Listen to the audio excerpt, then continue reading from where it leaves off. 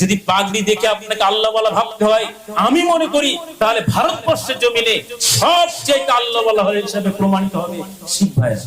জাবের রাদিয়াল্লাহু আনহু বলছেন, সামিতুন নবী সাল্লাল্লাহু আলাইহি সাল্লাম, জাবের রাদিয়াল্লাহু আনহু বলছেন, আমি নবী মুহাম্মদ সাল্লাল্লাহু আলাইহি সাল্লামের কাছ থেকে শুনেছি, তিনি বলেছেন, ইন্না বাইনার রাসূলি ওয়া বাইনাশ শিরকি ওয়াল কুফরি তারকুস সালাত।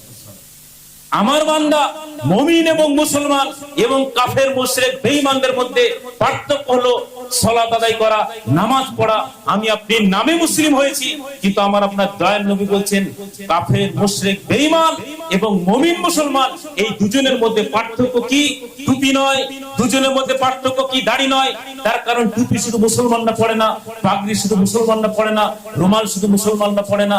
যদি পাগড়ি দেখে আপনাকে আল্লাহ ওয়ালা ভাবতে হয়, আমি মনে করি তাহলে ভারতবর্ষের জমিনে সবচেয়ে আল্লাহ ওয়ালা হিসেবে প্রমাণিত হবে শিখ ভাই।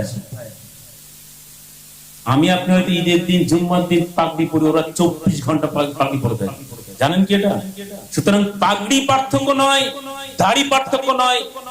আমার আপনার মুসলিম ঘরের যুবকরা যদি একটু শিক্ষিত হয়, ইন্টারভিউ দিতে গেলে দাড়ি চেঁচে যায়, আর শিখরা ওরা আর্মি চিফ অফ স্টাফ, মানে যদি আর্মির প্রধান হোক বা যে কোনো সেক্টরে, তারা পুলিশের চাকরি করুক, আর্মিতে চাকরি করুক, যেখানেই থাকুক না কেন, তারা মুখে দাড়ি কখনো কাটে না।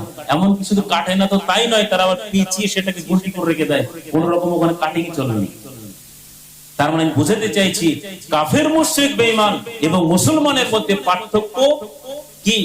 টুপি নয়, দাড়ি নয়, এগুলো ইসলামিক আমল। আপনি রাখলে সুন্নাত, ওয়াজিব। কেউ কোন কোন উলামায়ে কেরাম বলেছেন আপনি গুনাহ থেকে বাঁচবেন, আপনার নেকি হবে, ইত্যাদি ইত্যাদি। কিন্তু এটা পার্থক্য নয়। আমার আপনার দয়াল নবী বললেন মুমিন মুসলমান এবং কাফের মুশরিক বেঈমানদের মধ্যে পার্থক্য হলো সালাত।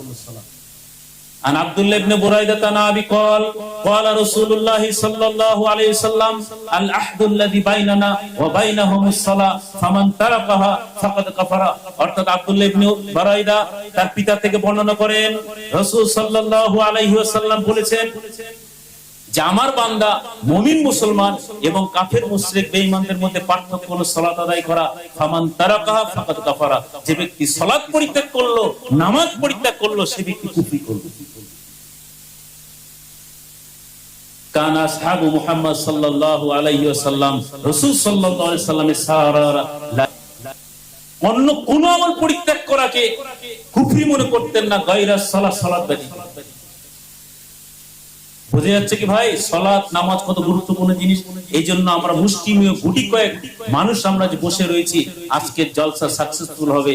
আজ থেকে, এই মুহূর্ত থেকেই আমরা দৃঢ় সংকল্প গ্রহণ করি।